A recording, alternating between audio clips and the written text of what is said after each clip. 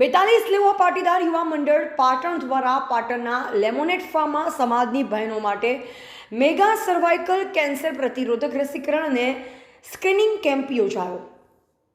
42 લેવા પાટીદાર યુવા મંડળ પાટણના દશાબ્દી મહોત્સવ 2024 નિમિત્તે 42 લેવા પાટીદાર યુવા મંડળ અને મહિલા સંગઠન દ્વારા આજે મેગા સર્વાઇકલ ગર્ભાશયનું મુખના કેન્સર પ્રતિરોધક રસીકરણ અને સ્ક્રીનિંગ કેમ્પ અને એકતા લાડુના કાર્યક્રમનું પાટણ ખાતે ચાણસ્મા હાઈવે ઉપર આવેલ લેમોનેટ ફાર્મ પાયોનિયર સ્કૂલ પાસે આયોજન કરવામાં આવ્યું।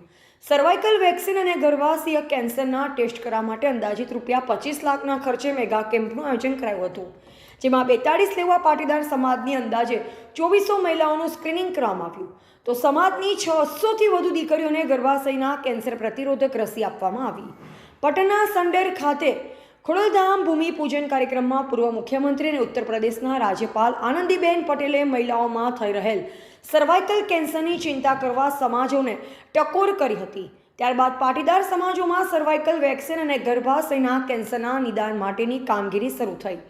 ત્યારે વર્ષ 2014માં માત્ર 50 યુવાનોથી શરૂ થયેલા 42 લેવા પાટીદાર યુવા મંડળ પાટણ 10 વર્ષમાં સમાજના 2200 યુવાનોનું મંડળ બન્યું છે, જેના શતાબ્દી મહોત્સવ અંતર્ગત સમાજની બહેન દીકરીઓના આરોગ્યની ચિંતા કરી આજે રવિવારે પાટણના લેમોનેટ ફાર્મ પાયોનિયર સ્કૂલ પાસે 42 લેવા પાટીદાર યુવા મંડળ દ્વારા સર્વાઇકલ કેન્સરની વેક્સિન અને તેના નિદાન માટે મેગા કેમ્પનું આયોજન કરવામાં આવ્યું, જે કેમ્પ સાંજ સુધી ચાલ્યો। આ કેમ્પમાં પાટણ જિલ્લા આરોગ્ય તંત્ર, સમાજના ડોક્ટર સહિત સમાજના યુવાનો જોડાયા હતા। આ કેમ્પમાં 15 gynaec doctor, 5 MBBS doctor, 5 paediatrics doctor, 55 nurse અને 70 સ્વયંસેવિકા બહેનો ખડે પગે ઊભી રહી સેવા બજાવી હતી।